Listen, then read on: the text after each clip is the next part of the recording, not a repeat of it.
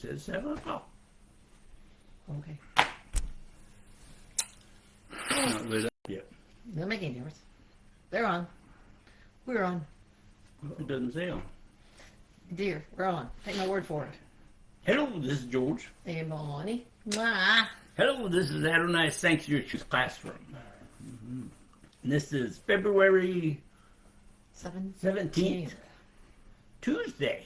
Yep, Tuesday. Month half gone. Just got started. Boy, time goes by when you get older. That's not true. This is chapter 17 of Judges. We're going to do over 17 and 18. And I had to do a lot more studying this morning that she doesn't even know about to find out a couple things. Read 17:1, please. There was a man from the hills of Ephraim named Micah. He said, oops, sorry. Actually, Sorry to go on. the words in the Hebrew writing that she called Micah was Makahu.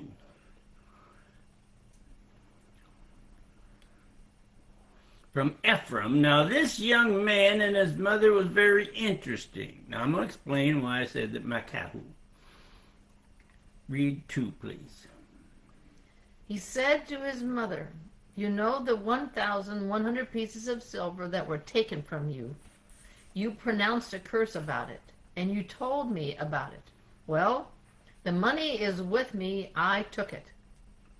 His mother said, may Adonai bless my son. This Makahu confesses to his mother. Now, I know in every English Bible that I looked up, they say Micah, like my sweetie said. But there's an interesting statement coming later. And she read 2. I took the 1,100 pieces of silver. Now, they must have had some money back then. They sound like they have a little understanding why Adonai, when they say, may Adonai bless my son, then their brainwashing takes over. Now, why would I state something like that? Read 3 and 4, please. As he restored the 1,100 pieces of silver to his mother, then his mother said, I solemnly dedicate this money of mine to Adonai in order for my son to make a carved image overlaid with silver. So now I'm giving it back to you. But he returned the money to his mother, and she took 200 pieces of silver and gave them to the metalworker, who made a carved image overlaid with silver, which was put in Micah's house. 3 and 4. Okay, she wants her son to take that dedicated silver and use, well, she uses 200 pieces to make a carved image, put that silver over it.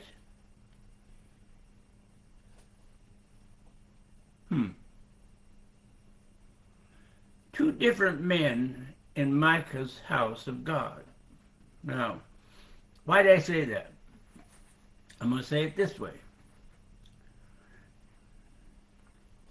Time was right for Samson, or Simpson, that this Micah is talked about. Don't get confused. This Micah in verse 5 is approximately 300 years before the prophet by the name of Micah, so that can't be the same one, which was around year 742. And this Micah was around 1055. Keep that in mind when you try to separate those two. Now, why was it two different men? Why did I say that? Because in the Hebrew Bible it says Makahu, and then it says Micah, right? All right. I used some time this morning, and I looked up the Hebrew word used in verse 1 and verse 4. They're spelt a little different in the Hebrew word, and when you look them up in the Hebrew, because the word is pronounced 3 different ways, and here it pertains to 2 different people. Now, if you think about it, when we get done reading it, you're going to understand what I'm talking about. Makahu was his son, her son. Now she's going to read about this guy by the name of Micah who has the house of God. Now read that, please. Read 5, please. This man Micah owned a house of God. So he made a ritual vest and household gods and consecrated one of his sons who became his Kohen. Now see, the interesting part is when I was studying it this morning for hours, in the English writings, they say Micah in all the places. And the more a person studies, they get the idea that this Micah that had the 1,100 pieces of silver is the same Micah that had the house. Wouldn't you have gotten that? Yeah. But with the Hebrews, with that little bit of mispronunciation of the two, different pronunciations, it's only 2 little letters. You get the true idea of this Micah. He built the house of God, and this Micah and his mother put their statues in the house of God. That was interesting. Mm-hmm. Did you read 5 yet? Yep. Yeah. Okay. Give this message, this Micah's, give this images to this Micah's house of God. And this Micah took one of his sons, and he took one of his sons. I guess if you build a house of God, you can make anybody you want. They're priests. And like if your dad builds a church and he claims himself priest or makes his son priest, I guess everybody would call him priest. So I guess that's what this guy did. And made him their priest. The next part sounds a lot like this day and age, as far as I'm concerned. Read 6, please. At that time, there was no king in Israel. A man simply did whatever he thought was right. Now, doesn't that sound like today? Every man simply did what he wants because he thought it was right. And Micah, plus his mother, thought making carved statues, ritual best, and put them in the house of that Micah's God was good enough. And they might even thought that was the right thing for them to do.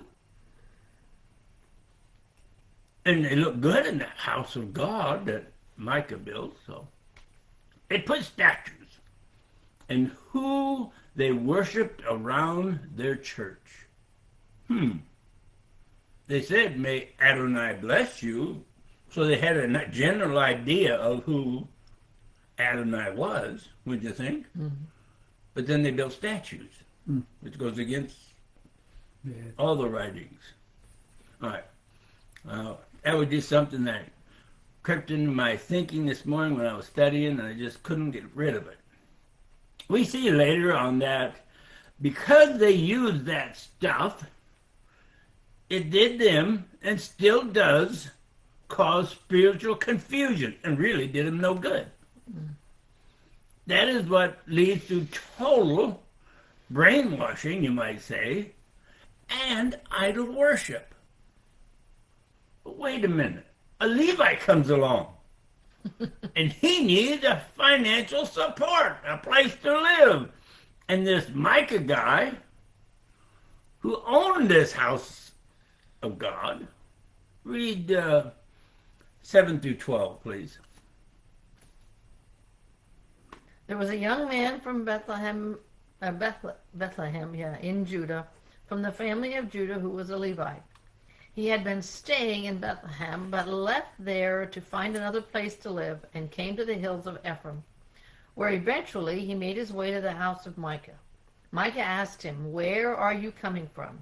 He answered, "I'm a Levite from Bethlehem in Judah, and I am looking for a place to live." Micah replied, "Stay with me, be a father and Kohen for me. I will give you 10 pieces of silver a year in addition to your clothing and food." So the Levite went in and agreed to stay with the man. The young man became like one of his sons. After Micah consecrated the Levite, the young man became his Kohen and stayed there in Micah's house. You might say this guy that built the church, here's his person come, and he says he's a Levite. So I built the church, so why don't you be my priest? I think lot of misconception that he should have been a priest at all. Now, I've studied this a number of times, and I've never come up with this before. He made this Levi his priest in his house of God. Now, the guy never did say he was a priest. He's just a Levite. Mm-hmm. That was interesting. Now, the priests at that time came from the tribe of Levi, but I don't believe every Levi was a priest. Mm-mm. Micah feeling great states. Read 13, please. Micah said, "Now I know that Adonai will treat me well, because I have a Levi as a Kohen." He's a Levite. So he shows some form of religion. Well, you might say like some today. A mere man consecrated this mere Levi to be his priest. Adonai will treat me well because now I have made this Levi my priest. I don't know if that's in the dictionary. Dictionary? But my last wording here is, how long will that last? Yeah. You gotta leave that. You gotta read that. Okay. Judges 18 is where we're going next. Read 18:1, please. At that time there was no king in Israel, and it was also at that time that the tribes of Dan were looking for a place to claim ownership of and settle in, since they had not yet been given any land of their own among the tribes of Israel. You just said one, right? Mm-hmm. That first verse in chapter 18 is very interesting, and really it's kind of explanatory. The tribes of Israel just didn't come in and say, "This is my land. Here's the area map that shows Florida. So go in and live in your land." No, it seems their size and their need determined the area. The tribe of Dan hadn't taken over the ownership of any area yet. I took some studying to find this one too. Why? Now, why haven't they? My sweetie's going to go to Judges 1, verse 34 to find the answer. The Amorites forced the people of Dan into the hills, for they would not let them come down to the valley. The Amorites kept them out. What's this? And yet, unless you go back and find that part out, what does it really, it doesn't really explain anything unless you go back and study, right, George? That's right. Mm-hmm. I always like it when he agrees with me. Read 2, please, there. The people of Dan sent 5 leading men from Tezrah and Estola, representing their whole tribe, to spy out and explore the land. They instructed them, "Go and explore the land." They came to the hills of Ephraim, to the house of Micah, and stayed there. Now remember, 1 states, the tribe of Dan was given their portion of land, yet in verse 18:1 it states they hadn't received any as of yet.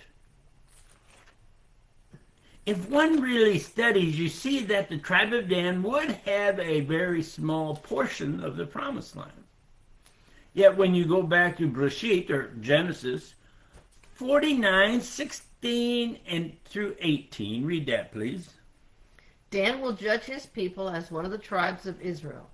Dan will be a viper on the road, a horned snake in the path that bites a horse's heels, so its rider falls off backwards. I will wait for your deliverance, Adonai. Well, think about that. A snake is just along the ground unnoticed, really. And he bites the horse on the heel, and the horse raises up and kicks him off the back. They aren't strong enough to attack him on top of the horse. What an analogy of going back. Is that the right word? Yeah, analogy. Yeah, well, what she said. Going back to what we find out in Bereshit.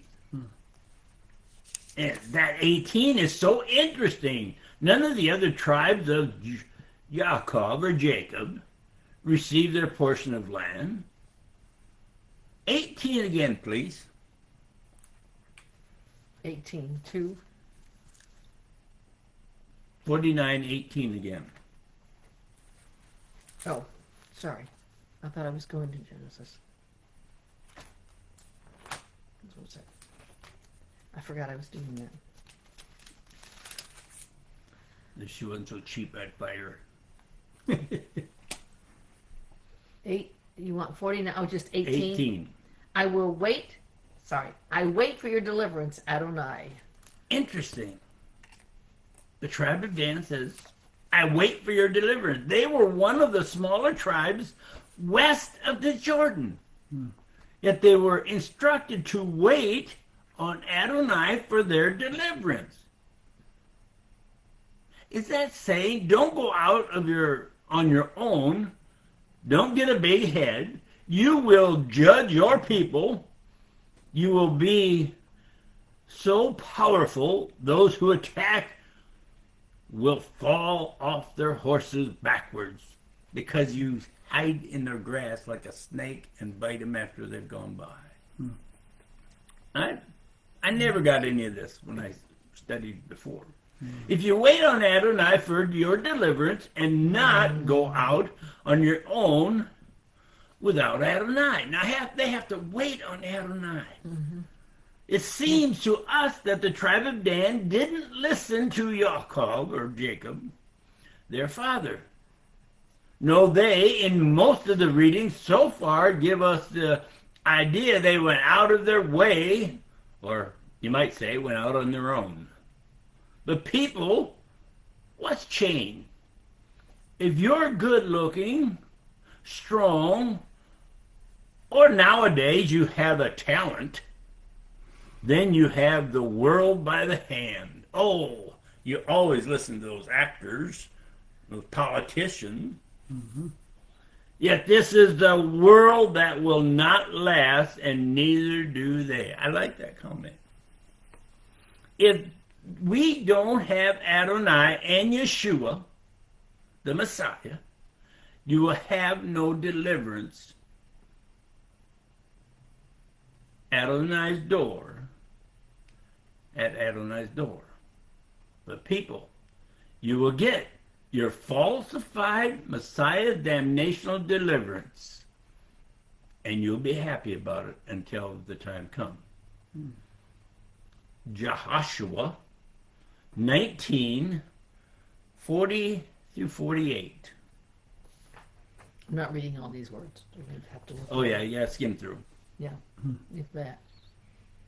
Okay, the seventh lot came out of the tribe of the descendants of Dan, according to their families. The territory of the inheritance included lots of different people. You can look up 40, chapter 40, 1940. Let's see, get to the end. Okay. So that was verse 40 and part of 41. And then 47 says, this territory of the descendants of Dan was too small for them. So the descendants of Dan went up and fought against Lashan, captured it, defeated it by the sword, took possession of it, and lived there, calling Lashan Dan, after Dan, their ancestor. Thus the inheritance of the tribe of the descendants of Dan, according to their families, these cities with their villages. You should, well, with a lot of that information, with that bit of information, you should now realize that the nation of Israel didn't just go, okay, this is my land, now you get out of my way. No. The tribe of Dan went north to Laish, captured, burned it down, killed the people, then rebuilt the city and called it Dan. That's what my sweetie just read. But that city, think about it, that city was in the area given to the tribe of Naphtali. Uh-oh. Uh-oh. So in the future, do we have the tribe of Dan fighting against the tribe of Naphtali? Their brother. Well, it was quite a few years ago. Well, we'll see. Back to Judges 18:2, please. Let me read you again. Mm-hmm. The people of Dan sent 5 leading men from Tezorah and Estola, representing their whole tribe, to spy out and explore the land. They instructed them, "Go and explore the land." They came to the hills of Ephraim, to the house of Micah, and stayed there. That was 2. The hills of Ephraim would have been in the area known that would have went to the tribe of Ephraim. Another brother. They have in the house of Micah. Remember 17, 7 and 8? Read that, please.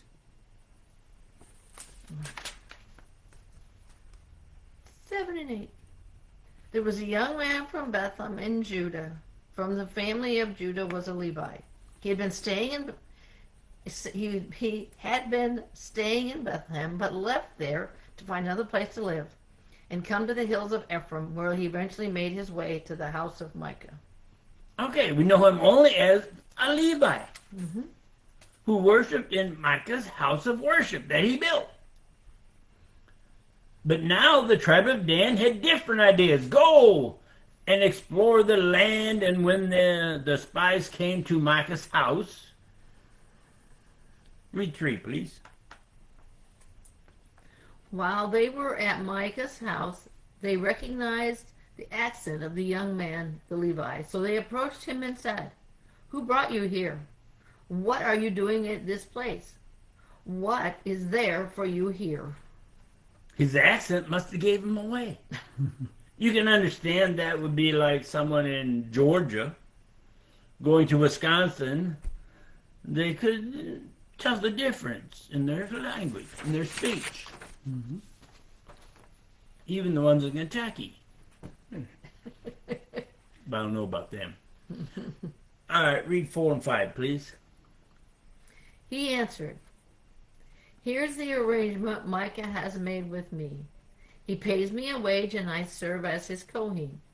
They said to him, "Please ask God whether our journey will be successful." I like that. The spies asked him. The spies asked, "How in the world did you get here?" Oh, that's not exactly what he said. "Why are you here?" "I have an arrangement with Micah. He built this house of God, and I get paid to be his priest. See, I'm a Levite. I have been consecrated by this man, well, Micah. And since he built the house, I guess that's okay." Some of this stuff doesn't make sense. Read 6, please. The Kohen replied, "Don't worry, Adonai is with you on this journey." "Okay, you're a priest. All right. Tell us if our journey will be successful." The young man said, "Don't worry, be happy. Go on your way. Adonai is with you." So those 5 spies traveled about 100 miles north to a town called Laish. We just read what happened to Laish, which is about 20 miles north of the Sea of Galilee. Read 7 and 8, please. The 5 men left, came to Laish, and saw the people there living securely according to the customs of the Tesdanim, quietly and securely, since no one in the land was exercising authority that might shame them in any respect. Moreover, they went far away from the Tesdan and had no dealings with other people. When they returned to their kinsmen in Tezor and Estola, they asked them what they had to report. That place has no enemy. And really, they don't need any protection. In other words, to those 5 spies, you might say they're ripe for the picking. Read 9, please. They said, "Let's go up and attack them. We've seen the land and it's excellent. Don't delay. Start moving. Go in and take the land." Come on, let's go. It's excellent for us. And we got the word from this priest. Read 10, please. "When you go, you will come to the people who feel safe. There's plenty of land. The place lacks nothing. It has everything there is on earth, and God has given it to you." They're priests. that we've met along the way. He says Adonai is going to make sure we're successful. The land has everything. That's what some priest told us, along the way. To tell us the truth, well, if you want to believe that priest, tell you that it's great for you to run over. Now, wait a minute.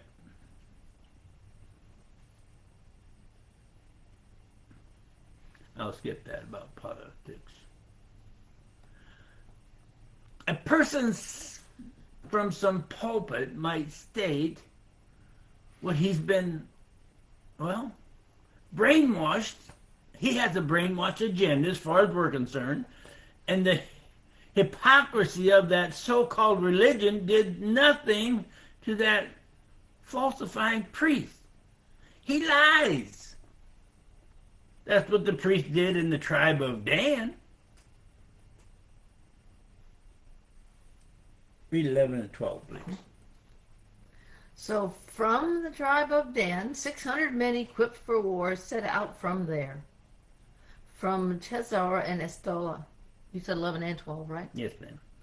They went up and camped at Kiryat Yimron in Judah, which is why the place is called something Dan, or the camp of Dan, to this day. I like this last part. Actually, it's behind that place. 600 men of war went from that area, which to the tribe of Dan, and camped at the place in the tribe of Judah named Kiryat Yearim. That place is on the very edge of the Judah territory, on the north side. Then those 600 warriors went north through the hill country to that place in Ephraim. Read 13 and 14. From there they passed on into the hills of Ephraim and came to Micah's house. The men who had gone to spy out the land of Laish then said to their kinsmen, "Are you aware that in these buildings there is a ritual vest, household gods, and a carved image overlaid with silver? Decide what we ought to do." They came to the place where the spies knew about the house of Micah that Micah built. The spies told the leaders of those 600 men, "There is this house that has carved silver images, household gods, and some religious vest. They are worth a pretty penny or two. We like how they put it. Now, men, you can decide what to do yourself." They turned toward the house and the spy and did what? Read 15 through 18. They turned off the road and went to the house of the young Levi, that is, to Micah's house, and asked how he was doing. I like that. The 600 soldiers from Dan stayed at the gate, while the 5 who had spied out the land went in and took the idol overlaid with silver, the vest, and the household goods. The Kohen had stayed with the 600 soldiers by the gate. But when they went into Micah's house and took the silver-covered image, the vest, and the household gods, the Kohen asked him, "What are you doing?" With 600 men at the gate, they helped themselves. And this priest asked, "What are you guys doing?" What are you doing? And their simple reply was, "Be quiet." Read 19, please. They replied, "Be quiet, keep your mouth shut, and come with us. Be a father and a Kohen for us. Which is better, to be a Kohen in the house of one man, or to be a Kohen to a whole tribe and a family in Israel?" Don't keep your mouth shut. Don't say a word. Matter of fact, come with us to be our priest and our father in what Adonai gives us. Like how they tried to con this priest. Don't you think being a priest for one of the tribes of Israel better than just being the priest of one man? Then the priest felt so bad, he did what? Read 20. This made the Kohen feel very good. So he took the ritual vest, the household gods, and the image, and went off with the people. It seems he got an ego boost and helped the tribe of Dan take all those sinful images that a man made. He went in and helped them. Mm-hmm. Read 21, please. So they turned and left with their children, cattle, and belongings going ahead of them. They put the children, possessions, and their cattle in front of the tribe. Then they left. Kind of upset Micah. 22 and 23, please. When they were a good distance from Micah's house, the men who lived in the houses near his got together with him, overtook the people from Dan, and began shouting at them. The people of Dan turned and said to Micah, "What's wrong with you that you've gathered such a crowd?" Micah and his neighbors. He got the whole clan together. The whole neighborhood went after that tribe and shouted at them. We like how the tribe of Dan asked those people shouting, "What's wrong with you? Look at your crowd." Then Micah said, "You've taken all, and you ask," what, 24, please. He answered, "You've taken away my God, which I made, and gone off with the Kohen. What more have I got? How can you ask me, what's wrong with you?" You ask me, why are we shouting at you? Then you have the nerve to ask us, what's the matter with us? Then the 600 men and their leaders said, read 25. The men from Dan replied, "You had best say no more to us, because some of us might get angry and attack you. You could lose your life, and so might others in your household." Can you imagine those 600 men turn around and say, "Don't holler at us. If you keep it up, some of these warriors might get a little upset. If they get that mad, they just might attack you, and all these people will die." Read 26. Then the people from Dan went their way, and when Micah saw that they were too strong for him, he turned and went back to his house. Now his neighbors, it sounds like his neighbors left. Yeah, I didn't. And so they both left. But it says that Micah was kind of upset, and he stayed there for a while until he saw he didn't have anybody behind him. So they both left. They went on their way with Micah. You might say with Micah, the one he made priest, with Micah's priest and all that false religious stuff. Read 27, please. So they took what Micah had made and his Kohen. They came to Laish, to a quiet and trusting people. They attacked, killed them, and burned down the city. It's like a overkill. The peaceful, trusting people of Laish, it's so much for the just sitting back and being a good people. Laish weren't scared. They didn't have an enemy. The tribe of Dan killed that peaceful community. Read 28, please. No one came to rescue them because it was far from Tesdon, and they had no dealings with other peoples. This was in the valley near Bet Rakov. Oh, then the people of Dan rebuilt the city and settled there. Didn't they just not tear it down in the first place? They must have been a trusting community. Like they're people, being people without a care in the world. After all, they didn't get involved in anybody else's problems.